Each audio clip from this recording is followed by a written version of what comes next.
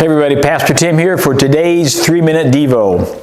Hebrews 7:23 through 25 tells us there were many priests under the old system, for death prevented them from remaining in office. But because Jesus lives forever, his priesthood lasts forever. Therefore, he is able once and forever to save those who come to God through him. He lives forever. Why?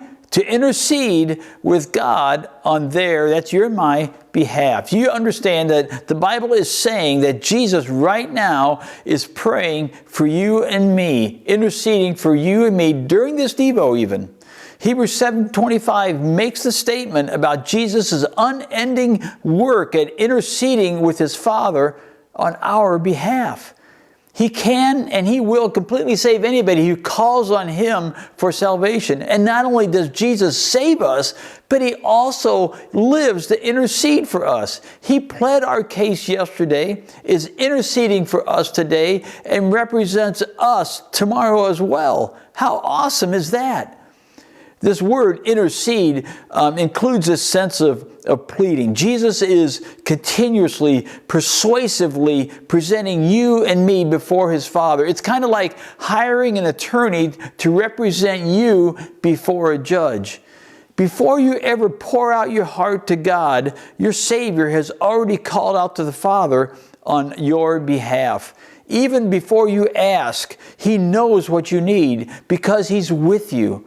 One of Jesus' special roles is the role of the position of a high priest that he carries out like no one else can.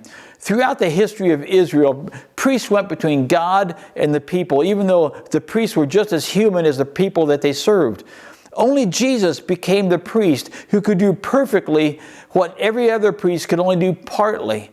And one of the great images of Jesus in the Gospels, I believe, is at the end of the Last Supper in John chapter 17, when Jesus offers up what we call the high priestly prayer. I encourage you to read John chapter 17 this week sometime. And here we're given this idea and this look at how he intercedes on our behalf. In John 17, not only did he pray for the disciples who were with him, but he also prayed for every other person who would become a Christ follower later, before he returned to his Father, and long before we were ever born. Jesus was interceding for us. Just think about that. He knows your exact situation. He knows your needs. He knows your weaknesses. He knows your fears. He knows what you're facing right now, and he knows what's at stake. Jesus doesn't let your inevitable stumbles and falls keep him from praying for you. No, he doesn't. So don't let your failures keep you from him. That's what I've got for you today. It's Pastor out.